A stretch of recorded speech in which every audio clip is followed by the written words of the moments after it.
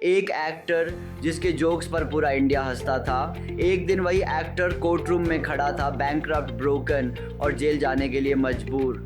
सवाल ये नहीं है कि राजपाल यादव जेल क्यों गए, सवाल ये है कि उनके बुरे वक्त में उनका साथ किसने दिया और किसने छोड़ दिया।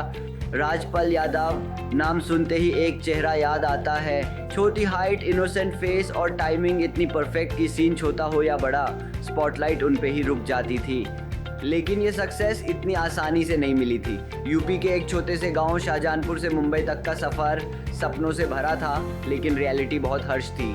मुंबई आने के बाद राजपाल के पास ना पैसे थे ना कनेक्शंस, सिर्फ एक ड्रीम था एक्टर बनने का। उन्होंने एनएसडी से एक्टिंग सीखी, छोटे मोटे रोल्स किए और फिर एक फिल्म ने सब कुछ बदल दिया, जंगल। इस फिल्म में उनका नेगेटिव रोल छोटा था, लेकिन इम्पैक्ट इतना बड़ा था कि बॉलीवुड ने उन्हें नोटिस कर लिया। फिर आई फिल्म्स जैसे हंगामा, भूल भुलैया, चुप चुप के, फिर हेरा फेरी और राजपाल यादव बन गए बॉलीवुड के most loved comedy stars. Success के पीक पर राजपाल यादव ने सोचा अब सिर्फ एक्टिंग नहीं, अपनी खुद की फिल्म बनानी है। ये ड्रीम हर एक्टर का होता है। 2009 में राजपाल यादव ने एक फिल्म प्रोड्यूस करने का डिसीजन लिया, यता पता लापता। फिल्म बनाने के लिए उन्हें पैसे चाहिए थे और यहीं उन्होंने एक रिस्की स्टेप लिया। राजपाल ने एक बिजनेसमैन से ₹8 करोड़ का लोन लिया। सोचिए, ₹8 करोड़, ये उनकी लाइफ का सबसे बड़ा गैम्बल था। उन्हें पूरा कॉन्फिडेंस था कि फिल्म हिट होगी, लेकिन दोस्तों रियलिटी कुछ और थी। फिल्म रिलीज़ हुई और फ्लॉप हो गई और इसी फ्लॉप ने उनकी ज़िंदगी को भी फ्लॉप बना दिया। लोन लिया गया पैसा वापस नहीं हो पाया। बिजनेसमैन ने वेट किया, रिमाइंडर्स दिए, लेकिन पैसा वापस नहीं आया और फिर केस फाइल हो गया। कोर्ट ने राजपाल यादव को नोटिस भेजा। इनिशियली राजपाल ने कोर्ट को प्रॉमिस किया कि वो पैसा वापस कर देंगे, लेकिन सिचुएशन और ख़राब होती गई। और फिर एक शॉकिंग ट्विस्ट आया। कोर्ट ने एलिगेशन लगाया कि उन्होंने फॉल्स एफिडेविट सबमिट किया। ये एक सीरियस क्राइम था और 2018 में राजपाल यादव को 3 मंथ्स की जेल सेंटेंस सुनाई गई। सोचिए, एक एक्टर जो कल तक सुपरस्टार था आज जेल की सलाखों के पीछे था। ये वही राजपाल यादव थे जिनके जोक्स पर दुनिया हंसता थी, लेकिन उस वक्त उनकी लाइफ में कोई जोक नहीं था, सिर्फ साइलेंस और रिग्रेट। जेल जाना सिर्फ लीगल पनिशमेंट नहीं होता, वो इमोशनल पनिशमेंट भी होता है। राजपाल यादव मेंटली टूट चुके थे, इंडस्ट्री साइलेंट थी, फ़ोन कॉल्स कम हो गए, ऑफर्स बैंड हो गए और सबसे पेनफुल चीज़ रिस्पेक्ट चली गई। इंडस्ट्री अब उनसे दूर हो रही थी। यहाँ मैं आपसे एक क्वेश्चन पूछना चाहता हूँ, अगर आप राजपाल यादव की जगह होते, क्या आप इतने बड़े डाउनफॉल के बाद वापस खड़े हो पाते? कमेंट करके ज़रूर बताना। जब राजपाल अपने लोवेस्ट फेज में थे, तब कुछ लोग ऐसे थे जिन्होंने उनका साथ नहीं छोड़ा, क्योंकि अब जो होने वाला था वो और भी इमोशनल है। उनकी वाइफ राधा यादव, वो उनके साथ रॉक की तरह खड़ी रही। जब दुनिया उनसे दूर जा रही थी, उनकी वाइफ ने उनका कॉन्फिडेंस बनाए रखा और धीरे धीरे राजपाल ने अपनी लाइफ रीबिल्ड करनी शुरू की। उन्होंने फिर से स्मॉल रोल्स एक्सेप्ट किए, हार्ड वर्क किया और कम बैक किया। फिल्म जैसे जुड़वा 2, कूली नंबर 1 और मल्टीपल वेब सीरीज़, उन्होंने प्रूव किया कि फेलियर परमानेंट नहीं होता अगर इंसान गिव अप ना करे। राजपाल यादव की स्टोरी सिर्फ एक एक्टर की स्टोरी नहीं है, ये एक लेसन है। सक्सेस परमानेंट नहीं होती, फेलियर परमानेंट नहीं होता। परमानेंट होता है सिर्फ आपका करेज।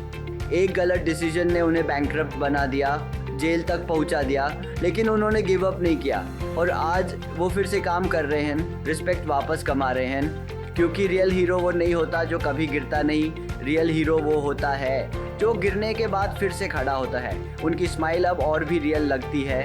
नेक्स्ट टाइम जब आप राजपाल यादव को स्क्रीन पर देखो, तो सिर्फ उनके जोक्स पर मत हंसना, उनके स्ट्रगल को भी याद करना, क्योंकि वो सिर्फ एक कॉमेडियन नहीं है, वो एक फाइटर हैं। अगर आप बिलीव करते हो कि राजपाल यादव एक ट्रू फाइटर हैं, तो वीडियो को लाइक ज़रूर करो, चैनल को सब्सक्राइब करो और कमेंट में लिखो रिस्पेक्ट फॉर राजपाल यादव, क्योंकि ऐसी रियल स्टोरीज ही हमें रिमाइंड करती हैं कि ज़िंदगी में चाहे कितनी भी प्रॉब्लम्स आए, कमबैक हमेशा पॉसिबल होता है। मिलते हैं अगले वीडियो में। Background music swells to a triumphant finish. दोस्तों, राजपाल जी की जर्नी हमें सिखाता है कि हर रात के बाद एक सवेरा होता है। उन्होंने शाहजहानपुर से निकलकर एनएसडी तक का जो सफ़र तय किया, वो अपने आप में एक मिसाल है। नेशनल स्कूल ऑफ ड्रामा में उनकी मेहनत और लगान ने उन्हें वो काला दी जिससे उन्होंने पूरे देश का दिल जीता। चाहे नेगेटिव रोल हो या कॉमेडी, उन्होंने हर बार साबित किया कि टैलेंट हाइट का मोहताज नहीं होता। उन्होंने कई साल स्ट्रगल किया, मुंबई की गलियों में भटके, लेकिन कभी हार नहीं मानी।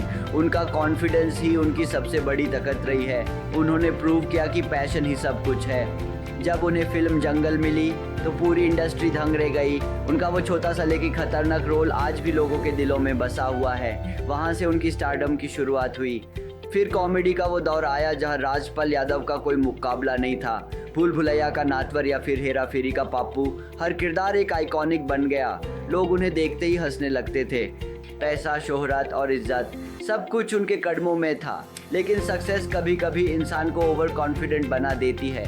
उन्होंने प्रोड्यूस करने का जो डिसीजन लिया वो एक बड़ा रिस्क था। 5 करोड़ का लोन लेना उस वक्त उनके लिए बहुत बड़ी बात थी। उन्हें लगा कि फिल्म हिट होगी और वो सारा कर्ज चुका देंगे, लेकिन किस्मत को कुछ और ही मंजूर था। फिल्म बुरी तरह पिट गई। हर जगह से दबाव आने लगा। कर्ज चुकाने का कोई रास्ता नहीं दिख रहा था। कोर्ट के चक्कर लगने शुरू हो गए। उनकी वो चमक, वो मुस्कुराहट धीरे धीरे गायब होने लगी। उनका बुरा वक्त शुरू हो चुका था। अफिडाविट की गलती उन्हें बहुत महंगी पड़ी। कोर्ट ने उन्हें जेल भेज दिया। जेल की वो 3 महीने उनके लिए किसी नाइटमेयर से कम नहीं थे। वहाँ उन्हें एहसास हुआ कि ज़िंदगी कितनी अनप्रेडिक्टेबल हो सकती है। लेकिन जेल से निकलने के बाद उन्होंने रोना नहीं शुरू किया। उन्होंने तय किया कि वो वापस आएंगे। उन्होंने छोटे रोल्स किए, मेहनत की और लोगों का दिल फिर से जीता। उनका जाज़्बा ही उनकी पहचान है।